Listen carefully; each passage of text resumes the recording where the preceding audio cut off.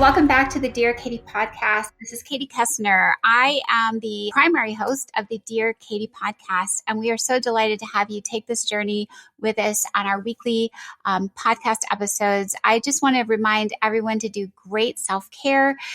Thriving is part of the purpose of this podcast, and we definitely want you to take a break at any time. Warm bath, fresh air, walk a dog, have a bite of chocolate, whatever you need to do good care for yourself. Just as a reintroduction, if you're not familiar with me, I am the woman who was on the cover of Time magazine at age 18 as the first in history to speak out nationally and publicly as the victim of date rape. And HBO made a film about me, and I went on to become the executive director of the Take Back the Night Foundation.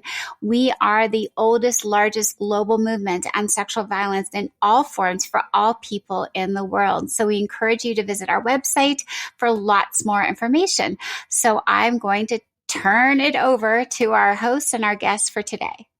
Hi, everybody. This is Katie Koestner and the Dear Katie podcast. Welcome back to another episode. As I always like to start out, it is so important to take good care of yourself.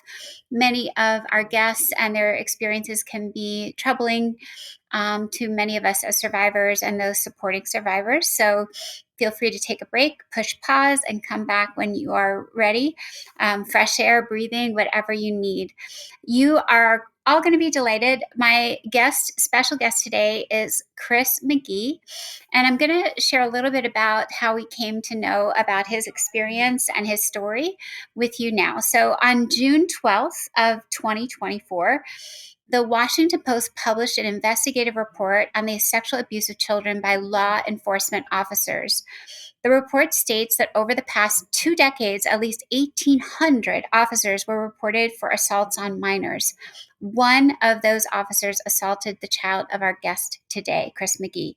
We are so honored to share our mic with Chris McGee, who is living a pretty average life until 3 years ago when his own youngest daughter, then age 15, was sexually assaulted by a York County, Pennsylvania police officer. After a plea deal for a misdemeanor offense, the perpetrator was sentenced to probation. Chris refused to accept this and worked for passage of HB 1847, which upgrades sexual assault by police officers to a felony and increases the mandatory sentencing guidelines. Now, he is bringing national attention to the issue of sexual violence perpetrated by law enforcement and advocating for strengthening state laws across the country. We are so grateful for your work, Chris, and delighted to host you on the podcast. I think it would be wonderful. I always like to start with, a little bit about who you are, your family, where York, Pennsylvania isn't that far away from where I'm based and where I went to high school. Some of our listeners may know I went to high school in central Pennsylvania at a school called Cumberland Valley High School, which I think we might have played against York's high schools for a couple of our own competitions. Not that we are enemies. We're always friendly around Pennsylvania most of the time, maybe except a few football rivalries, since we do have 2 national football teams in the same state at opposite ends. But nonetheless, are you from Pennsylvania originally, Chris? And tell us a little bit about you. Yeah, thanks for having me on the podcast, Katie. I appreciate the opportunity to share our story. Am I from Pennsylvania? No, actually, I am from Dubuque, Iowa. I met my wife out in Phoenix, Arizona, a long time ago, and we actually she grew up in the Lehigh Valley area. We moved to York about 5-6 years ago. My wife had finished her graduate degree, got a job as a therapist, and we both liked York, a small town, and thought it was a good place for us to finish our girls' high school careers, and and so found ourselves there. And so you have three daughters, and the story, I don't know, I know your daughter's not ready to really be public and use her name, but maybe you can share what happened as far as you know from, as a dad, how she told you, Sure. some of whatever you feel comfortable sharing about the experience. Sure. So when our youngest daughter was a freshman in high school, she was raped by a classmate. It was an upperclassman, and she struggled. Like so many others, she fell into a serious depression. She was suffering from PTSD, and she tried to take her own life. When my wife and I learned of the assaults, and we were uh, trying to get her help for dealing with the trauma of that rape, we had been connected with some community walks in York that were facilitated by the commissioner of police. And they were essentially just some walks around downtown York with various members of the police department, some probation officers, as well as some community leaders. So we had some ministers, there were some teachers. There was probably between a half a dozen and a dozen people that would participate on these walks. And they were really just an opportunity for these individuals to go out among the community and as a form of outreach. And we thought this is a terrific opportunity for us for our daughter to be surrounded by people who want to make the world a better place, right? These people were seeing some real challenges, and we saw this as for her to be surrounded by some really positive people. And so we felt very fortunate to have her be part of these walks. And so once a week, my daughter and I would participate on these walks in the afternoons. And one of the officers, who was also a student resource officer, took an interest in my daughter, and we thought we were very fortunate that she had someone that wanted to be a mentor, that wanted to help her with the challenges that she was facing, and that she was and was aware of the struggles. So we encouraged the relationship. He told us that he understood the challenges, that he actually shared that he had been sexually assaulted as a child. Told us all the things that we wanted to hear. And Well, let's talk, Chris. Let's stop. Wait. Let's stop on just what you just said, just to rehash for our sure. listeners. So you have three daughters, right? Yeah. And we're Yes. talking about your youngest one. Yes. Yes. And so the first thing you said was in school she was raped by another student. Yes. Yeah. So that was let's talk a little bit more about that just for a second, because that's important, I think, for our Sure. listeners. So Sure. we don't always talk about like a young person who's been assaulted more than once, and I think it's amazing and fabulous to think about you and your reaction. So how did she tell you about that? And it was another student at her high school. She was in high school at the time. She was. And we had been seeing some some changes in her. We Okay. were seeing we were seeing her making some not so healthy decisions. We saw her uh, first of all, we were seeing a significant decline in her engagement, interest in school, a significant drop in her grades. She was hanging out with different kids. At the time, she was on the volleyball team, and she almost immediately just was no longer interested in staying on the team.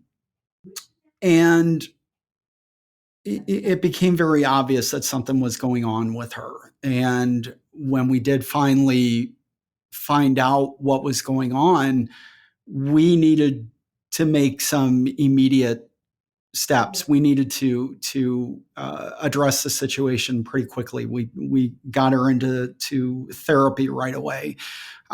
We started to have a lot of conversations about the what was happening. We had talked about pressing charges, and at that time, she was not comfortable with that idea. This was an upperclassman. She was at the time she was a freshman. She just did not feel that.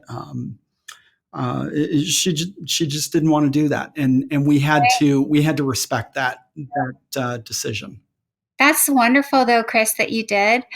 And I feel like what's fabulous about hosting you is we don't usually get to talk to the supporters and the family around the survivor. And for you to have noticed changes is astute. And thank goodness that you must have picked up on, all of these important clues. And then we're able to get her some help. And it sounds like you were able to also be patient and understanding that she wouldn't be ready to do any sort of prosecution and formal reporting. So thank you for your grace. I guess, is there anything you would say to other fathers or supporters out there that got you through that frustrating, possibly, I don't know if you were frustrated or like sad or like your emotional state? What was that like for you? Sure. So I have to be completely upfront though, Katie. I didn't do everything right when That's okay. when Nobody she does, first Chris. shared. Well, Yeah. no one does, but I think that the challenge is so often parents feel like, well, I made a mistake, I screwed up, and that's just how it is. Yeah, I made a mistake. And when this initially, when we learned of this, I I can't sit here and say, well, I was immediately on board with her. I did what a lot of parents do sometimes. I ask questions that may have been. Are you sure that that this was rape? Are you sure that you weren't asking for it and doing all the things that I'm horrified to think that I did? I and parents, we often have this notion in our head that this is what I'm going to do in this kind of a situation, and it doesn't always play out that way. When you are seeing your child struggling in such a way, you begin to you start to internalize, where did I go wrong? What did I do wrong? Um, and so when the initial shock of what she shared with us began to, I guess some of the dust began to settle, we realized we needed to take some steps. Your question was, how did I feel about it? I was angry. I was very angry. She was a freshman. She was just a kid, and to see the look on her face, and she thought this boy was just a friend. She thought that he cared about her, that it wasn't going to go there. It was devastating, and I needed to I needed to support her the best way that I knew how. It's hard, Chris. This is hard stuff, and you're doing great. I mean, you're being so It, open and honest. I can tell it's hard, but I'm so proud of you it, because you're doing amazing. well, How I thank you. I'm it's one of those things where it's like I know what I want to say. you? I can't figure out how I want to say it. I also want to be very upfront, and that's why I was saying before, I didn't do everything right. I think some of the advocacy work that I'm doing now is a response Mm-hmm. to my my initial my Reaction. initial reaction, and as well as significantly the my participation or my involvement with connecting her with the police officer. I mean, there's a tremendous amount of guilt there. I Anyway, hear we can yeah, talk about that. I think that's good to talk about because the only way we get through hard things in life is to figure out what's gonna ease our conscious a little bit, Yeah, yeah, conscience, and make us somehow feel like when we make mistakes, how do we make up for them? And you can only do so much, right? yeah, And you're doing an yeah, extraordinary amount, and you're also, you know, recognizing and everything you're saying is going to help somebody else too, Chris. Like the greatest thing well, is like that's even yeah, your voice and your honesty and like I think it's heroic just to be able to say I said the wrong thing.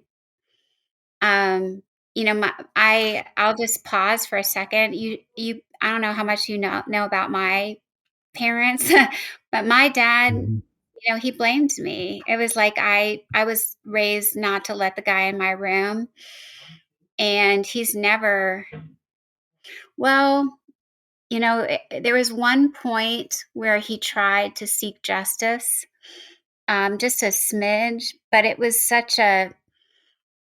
the same kind of tightrope because he's an FBI agent at the time, active, and mhm, you can only imagine Mr. SWAT man yeah, whose daughter makes like yeah, yeah, it's like how can you be this yeah, strong and amazing of a dad and let your daughter get raped, you know?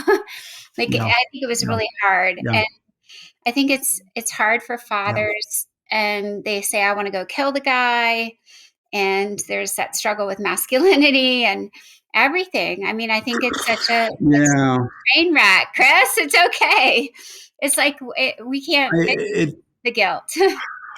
Don't worry. You're doing that's and that that is such a huge part of it. That whole idea of if you truly love your daughter, if you truly want to protect your kid, when because of the nature of our story, because it involved a police officer, it got picked up by the local media, of course. and uh, the fortunately they did not use my daughter's name because or our name because of my daughter's age, but a lot of the articles would they the newspaper would post the article on Facebook, and then a lot of the comments would be around, well, if that was my daughter, I'd go kill the guy. Right. And Especially, I mean, people that don't know, Chris, like too, in Pennsylvania, we still have deer hunting. The first opening day is a school holiday. So you got to recognize, like, yeah, yeah, Pennsylvania, you might think of Pittsburgh and Philly, but we got a whole bunch of hunters and farmers and like men. I'll say, I don't know what to say, men, yeah, but I think yeah. it's really hard to then how do I be a man and how do I be around my community and I don't know. I don't even know exactly how you feel, Chris, but I'm super happy. Well, Whatever you want to share. It's a conversation. well, It's not an interview so much as a conversation, if you didn't notice already. Let's talk a little bit more, and we can come back to how you felt, later and some of the struggles, but okay. maybe I think most of the time the stereotype is it's easier for men to talk about the facts and go through like Yeah. analysis and not skip the Yeah. emotions, but we can talk about whatever. I'm just trying to, understand where you were. And I think it's also interesting to think about your other two daughters and your wife, around your youngest daughter. How were they responding at this point? As you well know, when something like this happens, obviously it happens primarily to that survivor, right? And they're at the center of this. But particularly in our situation, because the officer groomed my wife and I, because he had worked to to really get to know the entire Engage you. family and gain our trust, it it impacted all of us, and I, we all experienced a significant amount of betrayal as a result of this. My wife and I looked at this person as someone that's going to help our daughter. He had said he wants to mentor, he wants to help her, uh, and he absolutely betrayed us. So that was devastating. It was devastating for my wife and I. Um, and I have a responsibility to be there for my daughter, to help her through this, because at that point, when you're in that kind of a situation, you're grasping at for anyone that can give you support, that can help you through this, because nothing is making sense. Katie, as you know, when you're dealing with that kind of trauma, you're just trying to make sense of reality, because none of this is supposed to be. And so I had to work through my own frustrations, my own anger, so that I could be supportive of my daughter. It wasn't easy. Yeah, there were a lot of really, really tough days, but um, everything I did, I had to be very mindful of what's in the best interest of my daughter.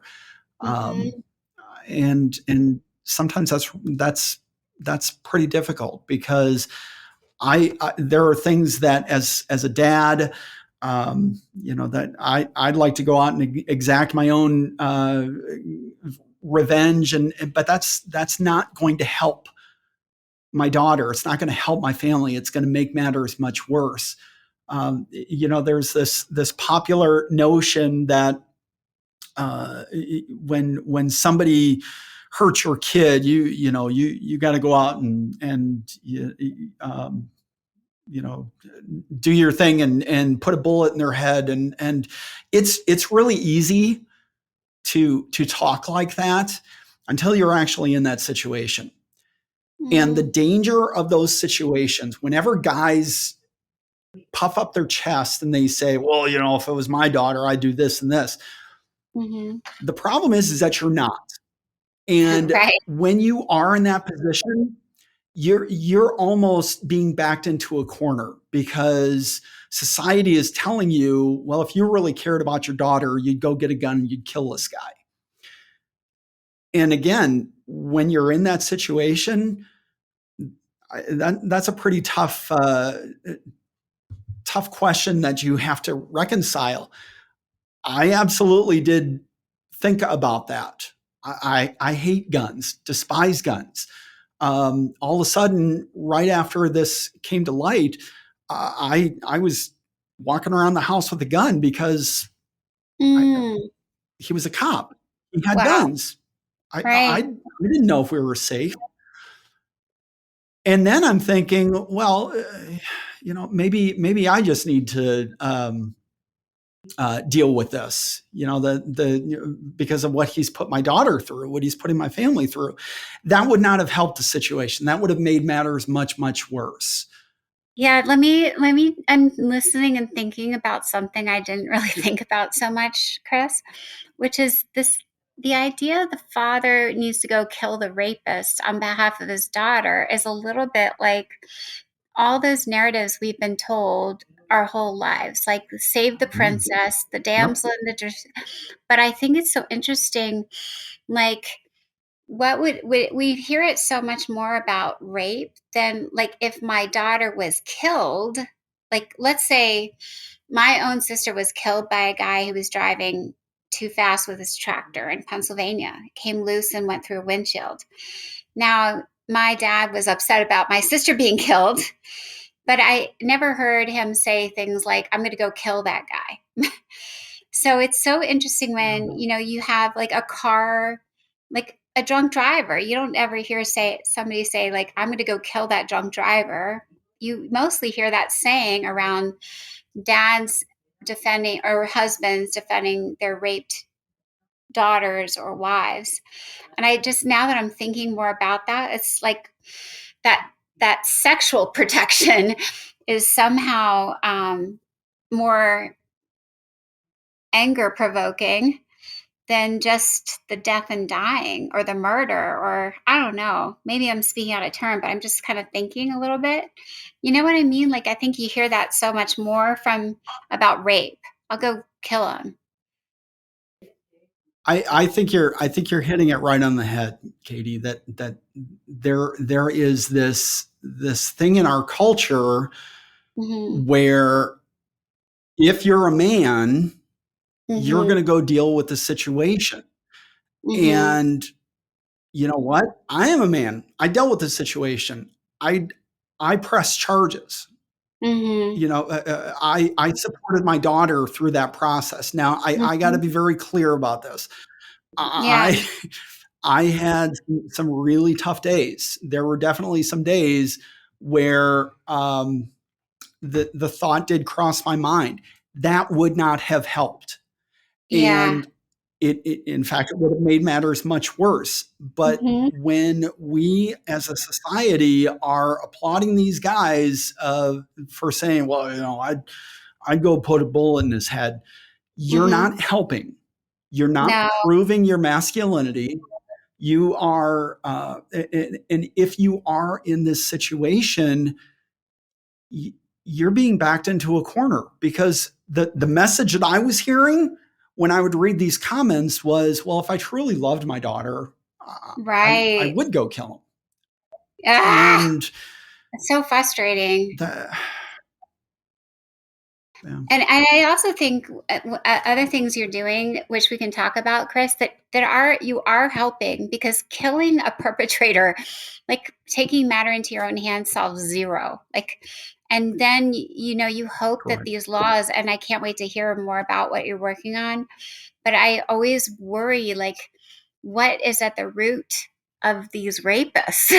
Like, if we don't start thinking, like, it's we have the deterrence, but where does this like not understanding of respect and consent start? You don't have any sons, but you are a man. So we can think about that. But I'd like to. So let's say now he's grooming your daughter. He's coming in as a person of Mhm. trust. And then what Mhm. happens? And this is over the course of a year ish. It was actually probably over the course of 5 6 months. Okay. And when he began to assault her, he very quickly began reminding her that he's a cop, Hmm. he has really good lawyers, Oh my gosh. and nobody is going to believe her over him. And also reminding her that he carries weapons and he has the power and the authority that he could get her locked up and put away in a mental hospital for a long, long time because of his relationship with her mom and dad. Mm. And so, and because she had been raped by a classmate, and she didn't go public, but she had told her parents and uh, some people that she thought she could trust, like this officer, that she had been raped. He one of the things he said to her was, "Look, you've made this claim once before. Nobody's going to believe you if you say that I'm doing it to you now." And so he took that information and he used it against her. I mean, this is all classic behavior of these people that do this sort of thing. They're looking for vulnerable people, and part of the grooming process is finding out those what buttons to push, and then using that information against them. And he did that until she finally shared with us what was going on. And at that point, she knew how wrong this was. I mean, obviously, she knew that the first time that when she was raped by a classmate was wrong, but this time was very different because he's a member of law enforcement. He was specifically in that position to help people, and he had betrayed our trust, our daughter's trust, the trust of the entire city of York, Pennsylvania, and it needed to be stopped. So she was willing to move forward and press charges, knowing that it was going to be a very difficult process. That's so strong. And I think even though you feel such back and forth emotions about, what happened the first time around, I think she had that strength, Chris, because you were able to step up and start to support her. So she knew she was coming from a place where you had her back, and you were ready to go. And so maybe, I hate to say, like, some people say to me, like, do you wish that this never happened? I'm like, of course. But at the same time, there had to be someone first. There had to be, you make sense of things. And maybe it was the first thing that happened to her that empowered her. And now you're going to make all these great law changes and everything else. So you hate to say that there's a reason, but if you just say, okay, Right. we got through this, and now look where we are now, and we're doing some really powerful things. So that, yeah, let's talk about oh, you go. What were you going to say? Well, the, so we went through the process of pressing charges, and it took about a year and a half.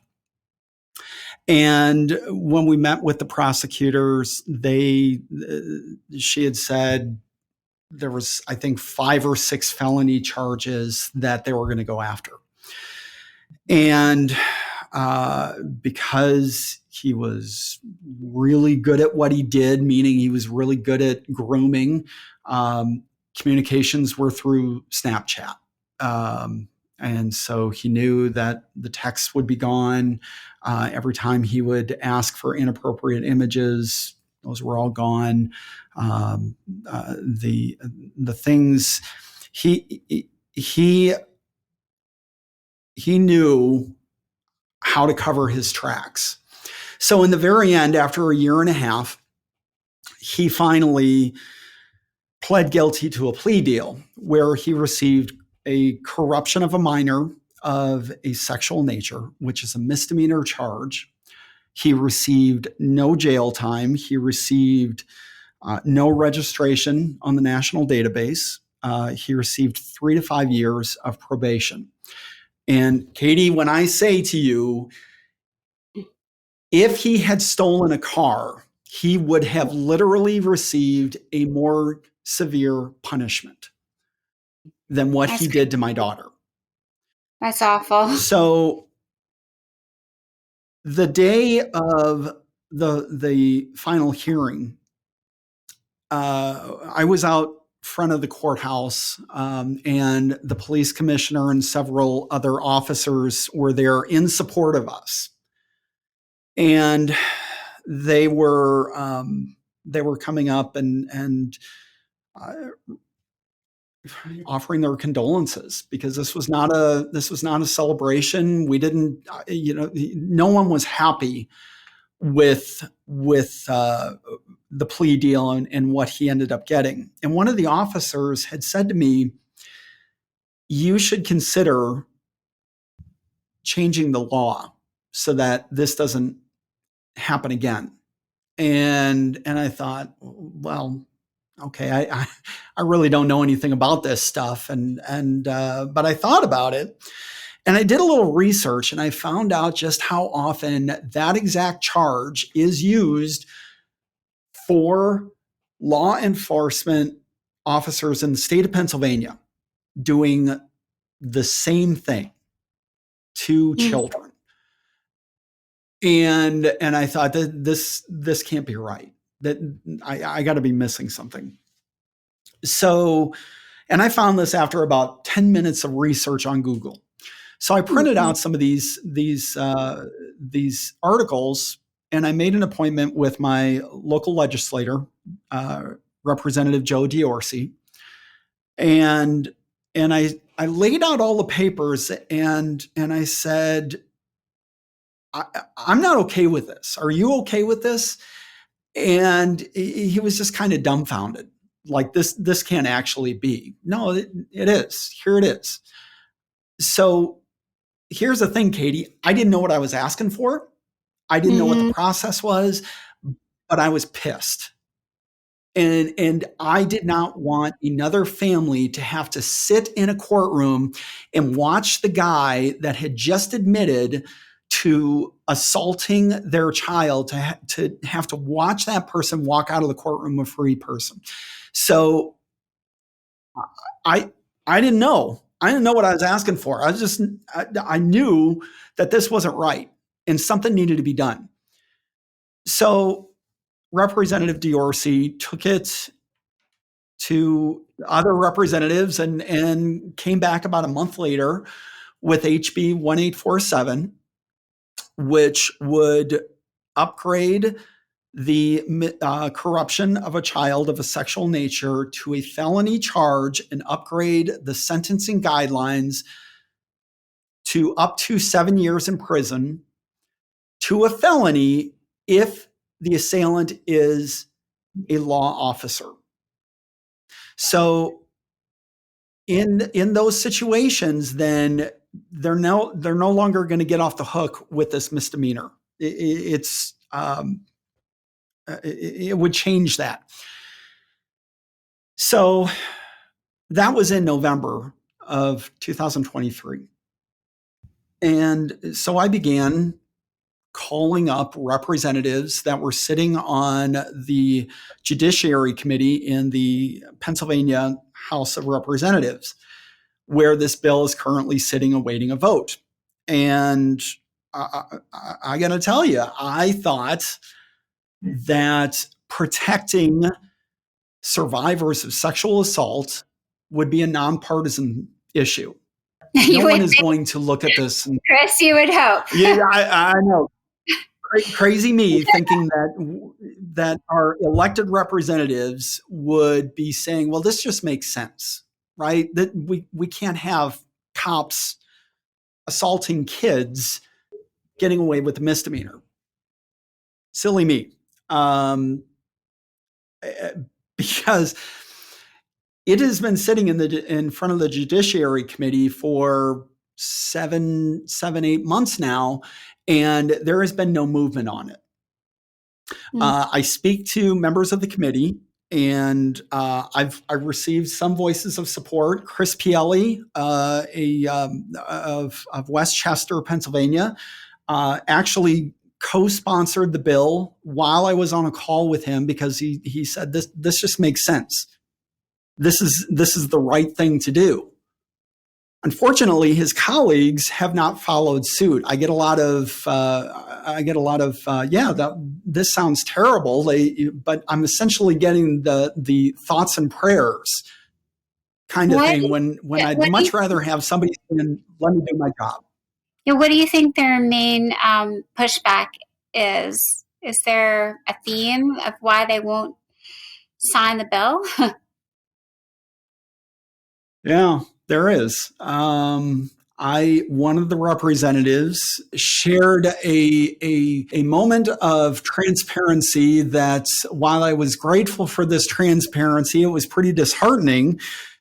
She said, because this is a Republican sponsored bill and the Democrats have control of the House, the Democrats would need to know what they would get from the Republicans in order to support the bill. Oh my God. Now, let's be clear about this. Yikes. It would be the exact same way if the parties were switched. So this is not a Republican thing or a Democratic thing. This is the state of politics. Mm-hmm. So I have reached out to Chairman Tim Briggs several times, asking for updates, asking why the bill has not moved, and I have gotten no response. So Katie, what I would say to you and to the folks who are listening to this podcast, if you live in Pennsylvania, to contact your local legislator and say, why is HB 1847 not being taken up for a vote? What is the holdup here? Too often we fall into this mindset of, well, it's state politics. That's not as important as what's happening in Washington, D.C. Our state laws right now in the state of Pennsylvania are allowing police officers who sexually assault children to get off with probation. And if you think it's just happening in Pennsylvania, you are very, very much mistaken, because the article that the Washington Post put out in June that you referred to, Abused by the Badge, it explains this very clearly. The state laws are not always supporting our survivors. And so all of us need to stand up and demand better. Mm-hmm. Well, Chris, your passion and determination, I know, are going to get this job done eventually. Maybe in the last few minutes of our conversation, certainly we at Take Back the Night can get the word out. We have plenty of folks in Pennsylvania holding Take Back the Night events as well. So Pennsylvania happens to be one of the states with some of the oldest Take Back the Night event holders in the country. So you would think also that they would pay attention to that. But your daughter's, this is still pretty fresh. So how are you and your family doing now? Just, to kind of close it out, what are you hopeful for beyond the bill? Because she's got to be in high school still. Sure. Kind of where do you feel like you would like to go next, with just some closing comments on how you stay, get through some of the hard days and keep going? Just give us some of your own tips and tricks. So there definitely are some hard days. There are some days when, from an advocacy standpoint, when I'm getting the lip service from legislators and whatnot, I kind of question, do I really want to do this? And I have to remind myself, there's a lot of kids out there, a lot of adults out there who no one has listened to, that have not been given a voice. And I have a responsibility to them to keep fighting. Look, if my daughter is able to stare down the cop that did this to her, if she's able to stare down the defense attorney, I certainly can take on this fight. I've got the easy part. Mm-hmm. But yeah, there are some days it's really hard. And if the bill doesn't pass this year, I'm going to do it again next year, and I'm going to keep doing it until this thing passes. But what I've really learned through this process is this stuff is hard, and being a parent is hard when you have a child that has been traumatized and violated like this. And the amount of guilt that I carry because I facilitated this relationship. I wanted this cop to spend time with my daughter. Boy, you want to talk about, the things that keep you up at night. Now, logically, I know in my head, I had no way of knowing that this is what he was going to do. But sometimes my heart has something different to say, and so I carry a lot of guilt, and I know a lot of other parents do. Not just your kid doesn't have to be assaulted by a cop to feel guilty, to carry that shame, and so I want to encourage parents to not ignore their own hurt, to ignore their own trauma, because they've got to be there for their kid. Look, you can be there for your kid. You can be a support system for your child and also take care of yourself.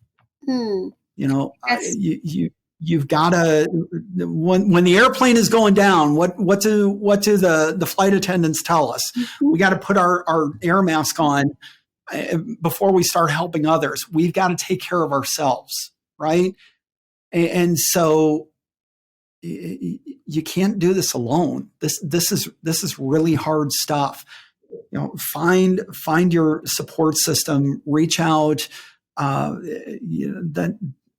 But you can't do it alone, and you don't necessarily have to go fighting to change laws to support your child. That's the other big thing. I want parents to understand. Sometimes it's just sitting in the shit with them. Sometimes it's just sitting in the hurt and listening to your child and loving them and believing them, and helping them get through the day. It's not necessarily,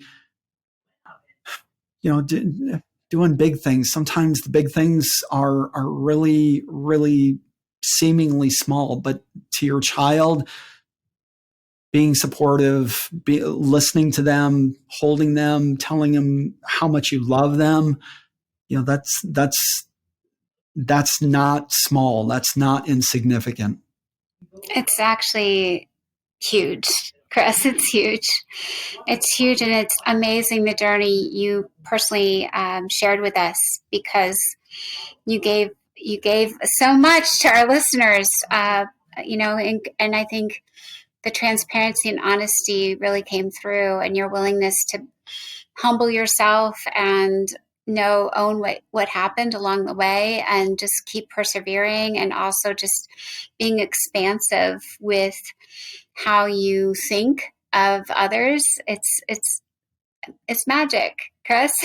Thank you. I'm so grateful for your time and your courage, and I know for our listeners that if any of you want to learn more about Chris's law, the bill, I should say, it's not a law yet, but please look at the notes in our episode, and if you want to replicate it and take it into every state in the country, I'm sure Chris will be right there with you to help you do that. Absolutely. It's a big country with lots of places and lots of need for better laws. So, Chris, thank you for your vision and your fortitude and your compassion.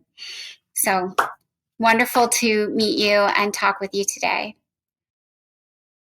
Katie, thank you for the opportunity. Parents, don't do it alone. Reach out, get some help. Thanks, Chris. And this has again been another episode of the Dear Katie podcast. For all of our listeners, please continue to be empowered You're never alone, and together we will not only survive, we will thrive. Take care. Thank you again, everybody, for joining another episode of the Dear Katie podcast. I hope very much you found today's episode helpful, empowering, and a way to take another step in that long journey toward healing and supporting those we care about, learning about sexual violence prevention, and also survivor support. For those of you who don't know, again, the Take Back the Night website has tons of great resources, books, self-care options, cool merch. If you're feeling like you need a wearable, we have great t-shirts. Of course, we would love it if you follow along on our free newsletter with news and events going on around the country and even around the globe. And finally, don't forget to like us and follow us on Facebook and Instagram. You'll find our entire community popping up here and there, and recaps of our podcast episodes as well. So together we shatter the silence, and together we end the violence. Take care.